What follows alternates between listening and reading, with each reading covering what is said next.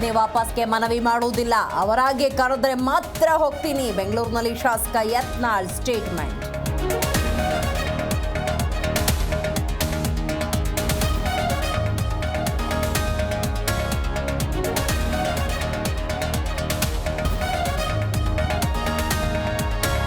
ರಾಜೇಂದ್ರ ಹತ್ಯೆಗೆ ಸುಪಾರಿ ಪ್ರಕರಣ, ಮಧುಗಿರಿ ಡಿವೈಎಸ್ಪಿ ಮಂಜುನಾಥ ನೇತೃತ್ವದಲ್ಲಿ ತನಿಖೆ. ಸಿಪಿಐ ರಾಘವೇಂದ್ರ, ಪಿಎಸ್ಐ ಚೇತನ್ ಸಾಥ್.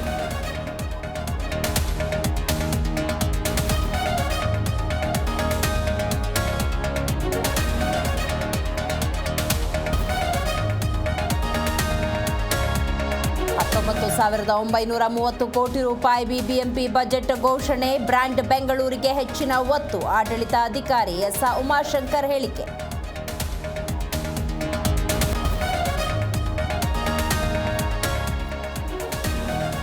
ಮಯನ್ಮಾರ್ ಥೈಲ್ಯಾಂಡ್ ಗಡಗಡ, 1000 ಜನರ ಸಾವು, 1,600ಕ್ಕೂ ಹೆಚ್ಚು ಮಂದಿಗೆ ಗಾಯ. ಭೂಕಂಪದ ಕರಾಳತೆ ಬಿಚ್ಚಿಟ್ಟ ಇಂಡಿಯನ್ಸ್.